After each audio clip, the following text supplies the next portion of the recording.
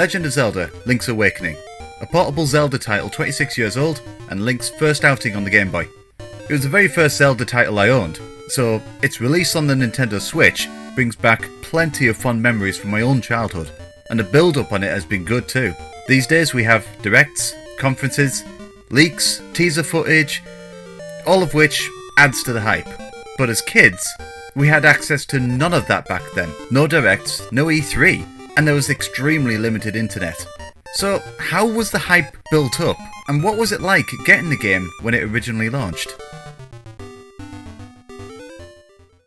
Hello fellow gamers, and I will be recapping what it was like when Link's Awakening first came out in 1993.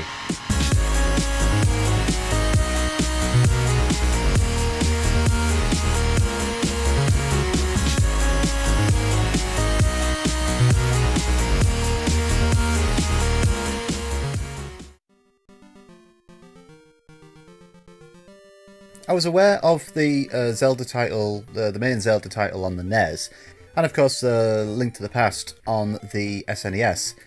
But of course I never had a NES or a SNES when I was growing up. I had plenty of friends that had NESs and a few that had SNESs as well, and one that had a Master System. But yeah, there was a mate of mine who I went to primary school with who had a NES, and I'd been around a few times. We played Super Mario Brothers, and I had a go at Zelda over there as well. I absolutely loved it. I think it was It was definitely Mario Brothers and Zelda which made me want to get a NES in the first place. But I don't think I ever even asked my parents for one.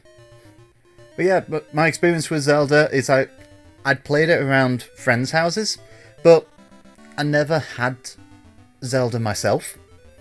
So, of course, the news of a Zelda game coming to the Game Boy definitely appealed to me.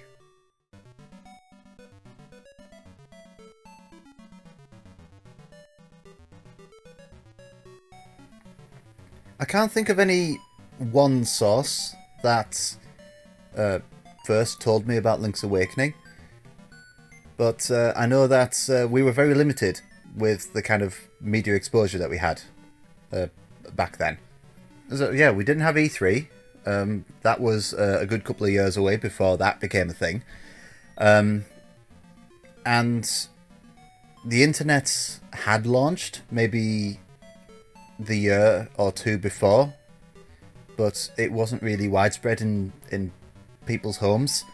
So really, most of the information that we got was through monthly publications, so like Games Master magazine, for example, like Nintendo's official magazine. I'm pretty sure there was a Game Boy magazine as well, specifically for Game Boy. Of course, there's other marketing as well. So we had television. We had at the time we had the Games Master TV series as well, and we also had Bad Influence, which was another TV series back then. It would have been through one of those mediums that I learnt about it. Of course, when I first heard about a Zelda game coming out for the Game Boy, it wasn't long after I'd played Zelda: A Link to the Past on the SNES, and when I first saw the screenshots of it I'm pretty sure it was in Nintendo's official magazine that I first saw screenshots of Link's Awakening. And I've got to say, I was actually pretty thrilled by it. I only had a handful of games on the Game Boy at the time. Of course I had Tetris and Super Mario Land, because everyone had those. I might have had Motocross Maniacs at the time as well, which I had a lot of fun with. But to be able to have a Zelda game on the Game Boy, I thought I was actually pretty excited by this. I was quite young at the time, and it didn't occur to me that perhaps you might not be able to fit a full Zelda game onto such a small system. But I can tell you something, from what I'd seen and what I'd learned of the game, it definitely seemed like something that I wanted to get at launch. Definitely wanted to get hold of that as soon as possible.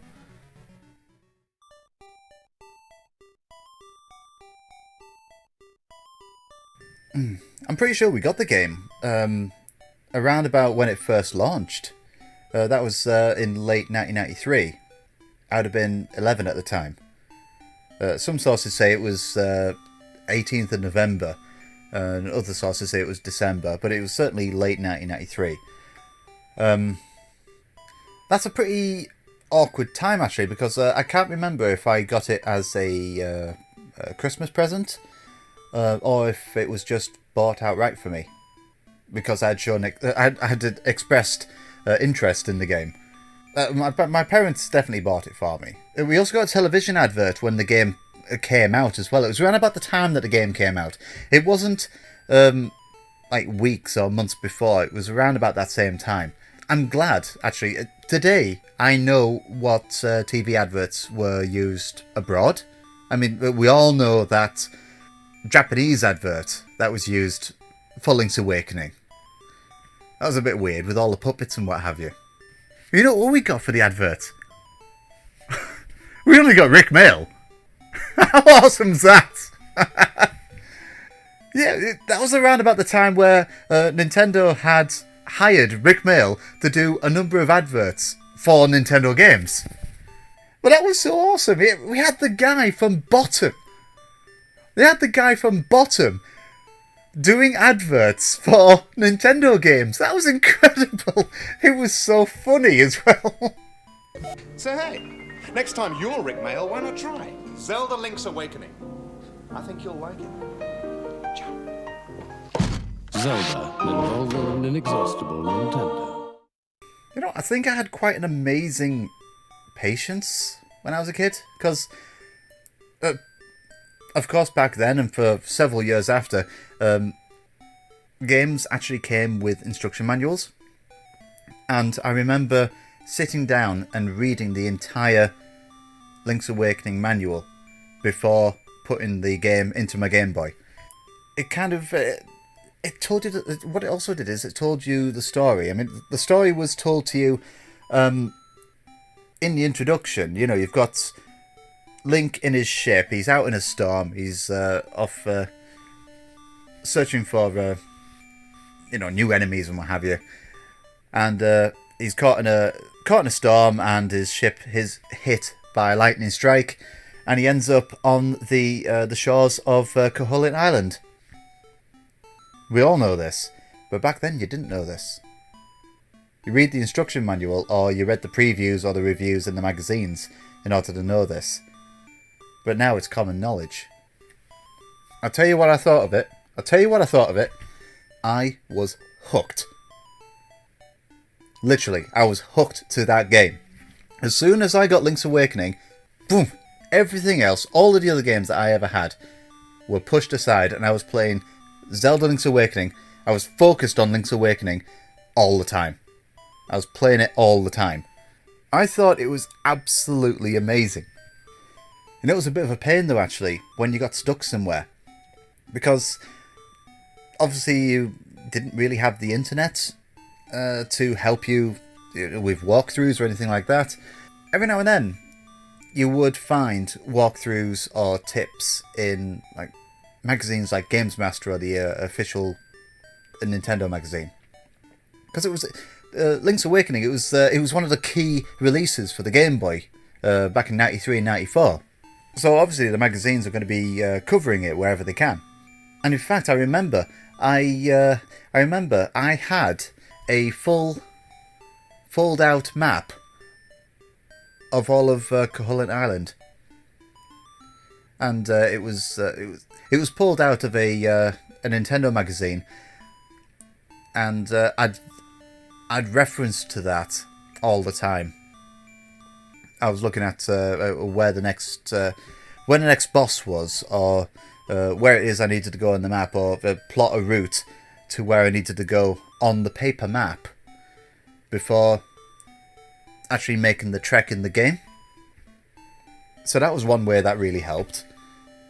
And I used that map so much. It got torn up. I had to tape it all together. And it was this huge thing. It was huge. Some people might consider it cheating, but... well, nuts to them.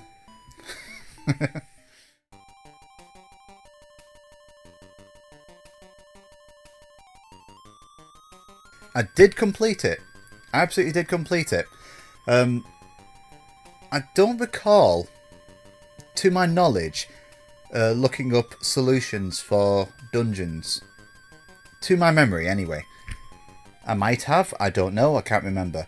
But I do know that I did complete it, and I managed to get to the end cinematic. After completing the game, I would go back and I would try and find all of the seashells. I would try and find all of the heart pieces and get the level 2 sword and everything like that.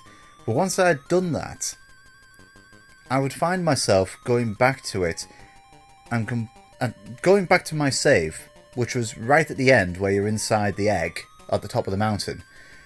And I would defeat the end boss again, over and over again, just so I can watch that end cinematic, because the way that they'd done that, it was so good.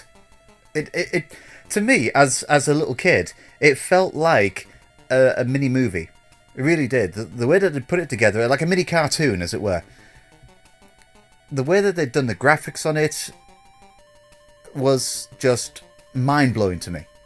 One thing that I noticed, actually, on the end cinematic, which I thought was a really neat little detail, and spoiler alert, when you've woken the windfish and you're there floating in the ocean on your plank, and you look up, and you'd see the windfish flying overhead, and it's in the way of the sun, and everything around the windfish had gotten darker. And then as the windfish got away from the sun, you got this, you were blinded by the light from the sun, you saw a streak of light come from it, and then everything started equalizing again. So you could see the sky, you could see the clouds, you could see the sun, and you could see the windfish flying away. I thought that kind of detail, it was staggering. They didn't have to do that, but they did. Oh, and I must have gone through that ending sequence so many times. A lot of it I remember. A lot of it I remember. You know, it's like straight away I knew to talk to Marin in order to get my shield. I knew straight away to go to the beach to get my sword, and then go to the mysterious woods and get the mushroom and give it to the witch in order to get the magic powder to spray on the scatter on the raccoon in order to wake Tarin, so I can get the key to the first dungeon, so I can get to the first dungeon, so I can complete the dungeon. And I knew I got the Rock's Feather from the first dungeon as well. A lot of things I remember. Something else that I'd forgotten, and then as soon as I saw them when I was going through the game, I remembered. Those Guardian Acorns. Oh, they were so annoying. They're supposed to help your health, so you don't take as much damage when you're hit by an enemy. And it's true, you don't take as much damage when you're hit by an enemy.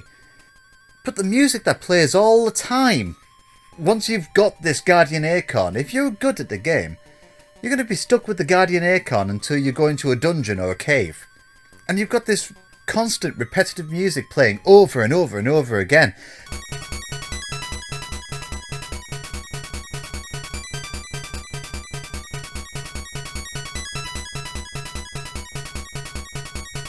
But it was the same music, the same repetitive music over and over again, and oh my god, I can hear it now. Oh, it was awful.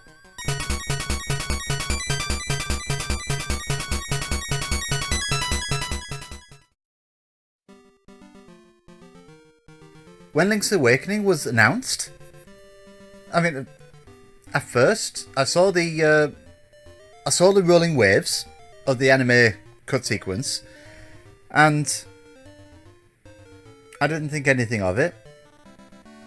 And then I saw the wooden boat, and I was like, wait a minute. And then I saw Link, and I was like, yes! Oh my god, I'd heard rumours of another Zelda game coming out for the Switch. There had to be another Zelda game coming out for the Switch. With the success of Breath of the Wild, they couldn't not bring out another Zelda game on the Switch. but it definitely surprised me that it was Link's Awakening. But I found it a very welcome reprise. So of course, when they first showed the video game footage, I noticed straight away that it was still in a grid format, very much like the original, and it was all in sort of like claymation. I was like, oh my god, that's so cute! It was absolutely adorable. But I'm really looking forward to it. I've already pre-ordered, in fact, the limited edition. So the limited edition over here, it's got the game. It's got the Game Boy Steelbook. And it comes in this massive presentation box. Which I think it's going to be on my gaming shelves up here somewhere. Absolutely. I really like what they've done. And I'm really looking forward to giving it a go. So there you have it. That was my recap of what it was like when Link's Awakening first came out on the Game Boy back in 1993, 26 years ago. Can you believe it? Thank you so much for watching, and let me know what you thought of the video down below with a like or dislike, and or even leave a comment about maybe your memories of Link's Awakening when it first came out, or when you first experienced it. But anyway, I'm not going to take you away from Kohala Island any longer. Thank you very much for watching, and I'll catch you all next time.